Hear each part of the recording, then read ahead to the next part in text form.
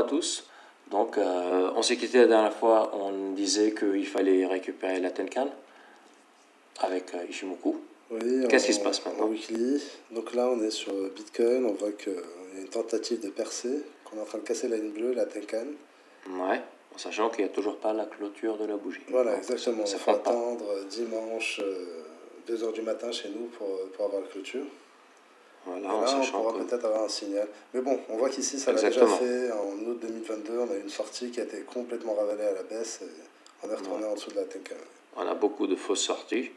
Et là, la Tenkan s'aplatit depuis un petit bout de temps, hein. En général, c'est Ouais. plutôt bon signe pour... Après, il y a quelque chose que j'aimerais vous montrer, c'est que ce jour-là, vous voyez cette bougie qui est là, tu vois, là, tu vas voir, Ouais, une toute petite bougie avec un énorme volume ouais, qui est là. très important. Et là, dès que j'ai Le plus grand cliqué, des je volumes. vois des dessins qui sont apparus. Apparemment, c'est toi qui les as préparés pour nous parler de quoi ici? Oui, il y a des divergences intéressantes qui sont apparues en Delhi. On peut les Ouais. voir ici. Et même sur le nuage, là, on voit qu'on est en plein dedans. On est en train de faire une tentative de percer. Ouais. Et il y a à la fois cette résistance en rouge ici qui a l'air de servir de résistance et c'est rejeté. Et on voit la même ici, mais qui monte au lieu de descendre. Donc là, c'est clairement une divergence baissière qui est cachée. Bah, tu peux montrer les divergences ici pour Oui, qu'on exactement. puisse. Donc, ça ressemble à quel type de divergence? Si je dis pas de C'est bêtises.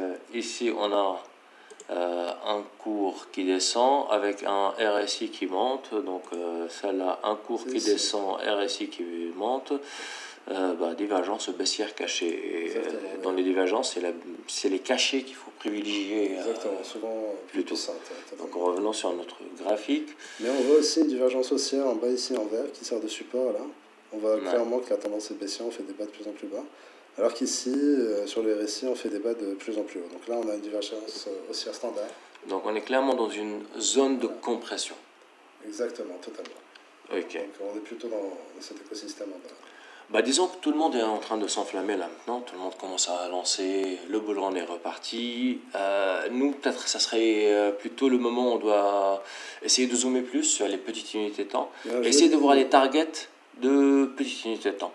Pour ceux qui tradent les W, moi je pense pas comme c'est pas les choses que je cherche le plus, les W à trader. Oui, je suis d'accord. Ouais, on peut chercher toutes les lettres de l'alphabet. Hein. Après, Il y a dû y avoir une cassure ici. du moment où il y a un stop loss, tu vois, tu cherches, tu rentres sur un V, W, O, M. Ouais, je comprends.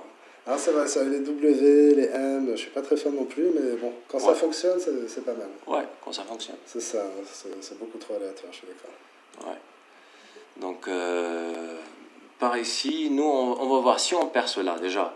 On est en daily, on n'a pas percé le nuage, la Chikuspan n'a rien fait. Donc, ça peut ressembler aux tentatives qu'on a déjà effectuées, qui ont échoué. Ou bien, on peut percer cette trendline, qui est la résistance locale pour l'instant, parce qu'il y en a d'autres aussi. Il faudrait percer ici aussi. Oui, oui. Donc, il y en a d'autres. Mais au cas où on perce là, déjà, est-ce que ça serait même maintenant qu'il faut acheter si on veut se lancer dans un long? Soit on veut anticiper une cassure à la hausse, soit effectivement on peut attendre plus bas, que ça retouche la zone de support. Ouais. Mais bon, si on ne le fait pas, on risque de le regretter. Mettons les pivots pour voir plus clair. Donc les pivots, oui. Ouais, mais les pivots. Indicateur très puissant. Parce que là, on va rajouter plus de lignes. Donc, on a quoi là devant nous? Alors les points pivots. Personnellement, je les utilise beaucoup en petit time frame, en trading, mais elles sont très pertinentes aussi sur les grands time frames pour donner des zones clés. En weekly, j'avais souvenir que R3 ici, la zone de résistance numéro 3, était clairement la zone qui nous a rejeté pendant tout le bull run. On l'a testé ici une première fois, tentative de percer ici, et depuis, on a fait que corriger. Donc ce point de résistance, et là, on est sur des points de pivot long terme. Très long terme, weekly, monthly. Du coup, il faut dire qu'en était en weekly, on n'a toujours pas confirmé la hausse.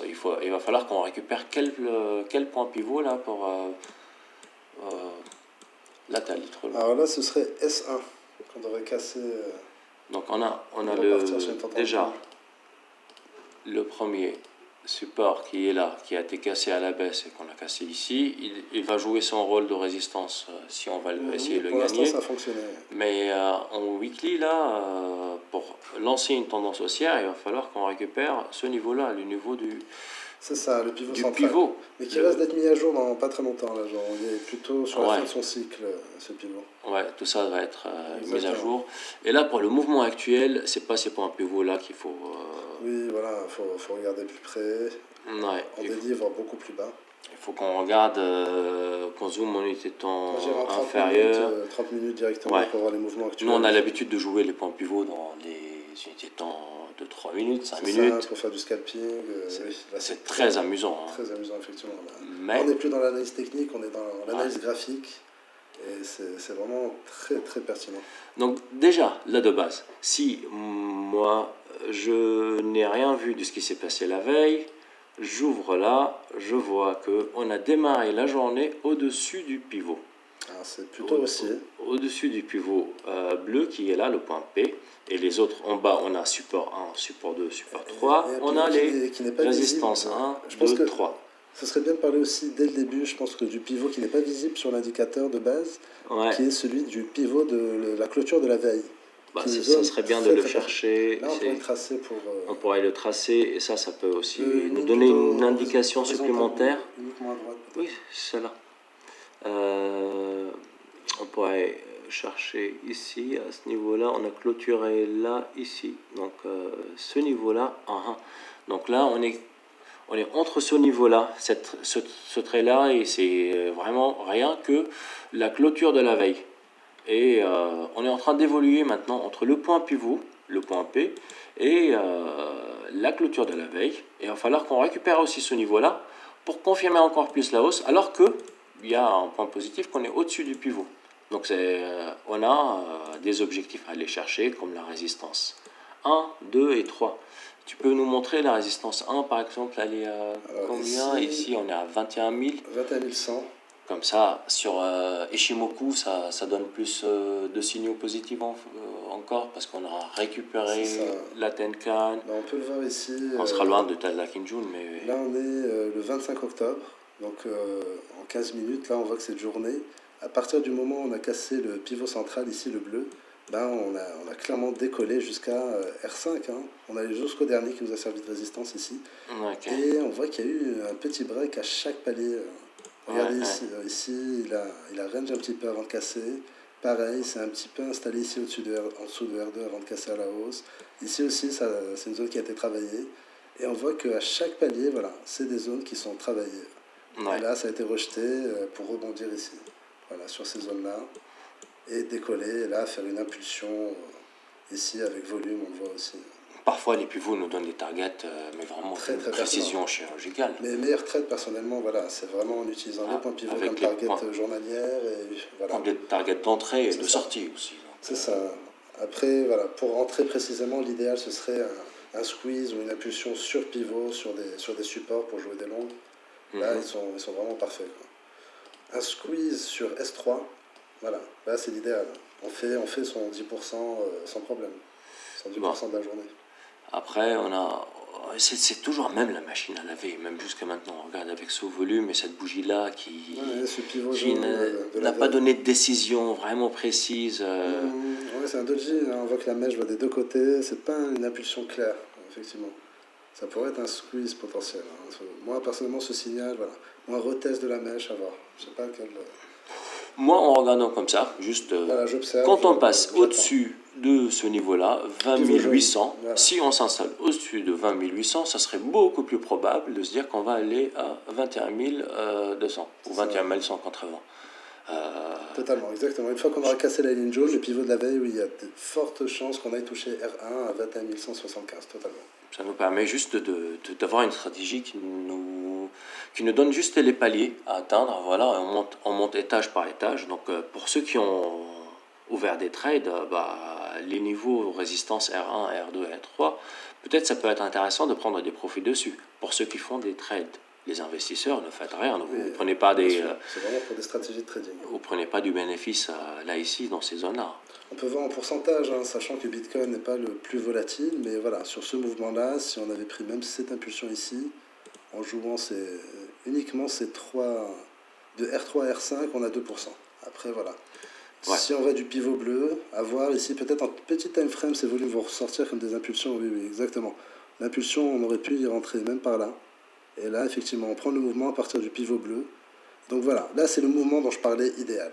On est sur un range ici, en dessous du pivot bleu, il ne se passe rien du tout. Il a d'un seul coup un grand volume, une petite bougie. Ben voilà, moi je rentre en longue personnellement en trade, c'est à peu près au niveau du pivot bleu. Et on voit que sur tout le mouvement, si on l'a suivi, ben on a notre 5% de la journée sans problème. Sachant qu'ici, les pivots sont resserrés. Hein. Très peu de volatilité cette journée. Ouais, et ça, Là, c'est... voilà, sur des pivots beaucoup plus élargis. Là, la on volatilité, justement, les pivots se sont élargis, qui annoncent qu'une volatilité importante va arriver. C'est ce qu'on est en train de voir et de vivre pour l'instant. Et donc, là, ça va nous donner des targets pour les jours à venir, peut-être. Et on sait que, voilà, si je vais chercher des longues ici, il va falloir que je joue ça avec des stops serrés. Et voilà, ce sont des zones, potentiellement, on les appelle des résistances, jusqu'à la résistance 5. R signifie résistance, S signifie support, bien sûr. Après, si on part en bull run, on va tout défoncer, mais et ça sera recalculé. Mais bon, il vaut mieux aller attendre les supports, les zones de support. Et c'est là où on va essayer de chercher des achats beaucoup plus qu'en haut. Les rebonds en haut, il faut faire ça. Pour ceux qui shortent, les résistances, oui, effectivement, sont plutôt des zones. Aussi pour trouver des zones de short. Pour ceux qui font ça, très intéressant. Un squeeze sur R5 ou R4 ou R3, voilà, toujours très intéressant. Donc là, et même, on peut juste aller en unité de temps supérieure en weekly, juste pour revoir les points pivots dans cette unité de temps, pour rappeler qu'il va falloir qu'on récupère les 48 343 dollars pour relancer une tendance haussière. Oui, pour revalider. Après, on a un palier intermédiaire ici. On a le palier qui est à 25, 26 000, voilà, 26 600. Voilà, une fois qu'on est au-dessus de 26 600, effectivement, là, on peut à nouveau... Mais ce qui fait flipper, c'est que notre support As2, il est à 6 923. Après, ce qui me rassure, c'est que si on voit avec la règle, c'est combien de jours? On est à 357 jours. Et ici, on est à 365. Bon, je pense qu'on est pas loin d'ici d'avoir peu, ça va être calculé. On aura un autre niveau de notre très intéressant parce que, voilà, pivot bleu. En weekly, monthly, voilà, c'est des longues périodes qu'on peut travailler à l'avance. Donc, vraiment très intéressant. Et puis, il faut toujours avoir un œil dessus à toutes les échelles de temps. Oui, oui. Donc, pour l'instant, on a juste mis en lumière le fait que peut-être potentiellement on récupère la Tenkan en weekly sur Ishimoku. On a vu aussi certaines divergences qui peuvent s'avérer intéressantes, à voir comment ça va évoluer. Et ensuite, on a vu les points pivots qui vont peut-être nous accompagner. S'il y a une hausse, ils vont nous accompagner pendant toute la hausse. Et ce serait vraiment les endroits clés à regarder, voire même tous les jours, pour voir comment ça va évoluer. Regardez, ici, on est monté, on est descendu. Et tant qu'on n'a pas cassé le point pivot, on a relancé encore une tendance haussière. Et là, on est parti se heurter chirurgicalement ça a léché parfaitement, c'est incroyablement R3. pertinent. Et là, voilà, peut-être il y aura un rebond sur R2. C'est pas un hasard tout ça. La majorité des boîtes de trading sont calibrées sur, sur ces niveaux-là. Donc c'est pas étonnant que ce soit chirurgical. Et ça fonctionne à la perfection. Donc maintenant, ça commence à partir dans tous les sens. Si vous êtes des investisseurs, vous investissez avec la stratégie qui vous convient. Et sinon... On conseille un DCA classique, très efficace. Donc, on a tout dit pour l'instant. On va continuer de notre côté à regarder le cours. Et on peut clôturer la vidéo ici. Tu as encore quelque chose à dire? Un petit coup d'œil sur ETH qui a à peu près la même configuration que Bitcoin, mais un peu plus agressif. On voit que la Chikou Span est beaucoup plus proche de casser le cours et que la Tenkan a été cassée, mais bon, pareil. Ici, ça a été cassé, réintégration, cassé, réintégration. À voir s'il y a de la force pour aller jusqu'à la Kijun. Et le nuage, bon, voilà. Encore beaucoup de temps. Et tout ça, c'est pas vendu parce que la bougie n'est pas clôturée. Donc, totalement, exactement. À voir dimanche ce qui va se passer ce week-end dans les jours qui viennent. Donc voilà, en effet. Faut rester observateur. Un petit time frame, en tout cas, ça s'excite un peu. Voilà. Petit time frame, ça s'excite un peu, il se passe des choses. Voilà. Donc là, c'est un premier petit range. Il y a encore le grand range. On va voir si on peut s'en sortir par la hausse. Bon, on peut se faire refuser et redescendre Totalement, encore. hein, pour l'instant, on est Donc habitué à ça. faites très attention à vous. On retire un peu les pivots. C'est les points pivots traditionnels auto que vous pouvez trouver dans les indicateurs ici. Gratuitement. Il est vraiment fourni gratuitement et c'est vraiment une mine d'or pour celui qui le regarde bien. Donc sur ce, faites très attention à vous et portez-vous bien. Et d'ici là, on vous dit à bientôt. À bientôt. N'oubliez pas de vous abonner, de liker. Oui, allez, ciao. Ciao.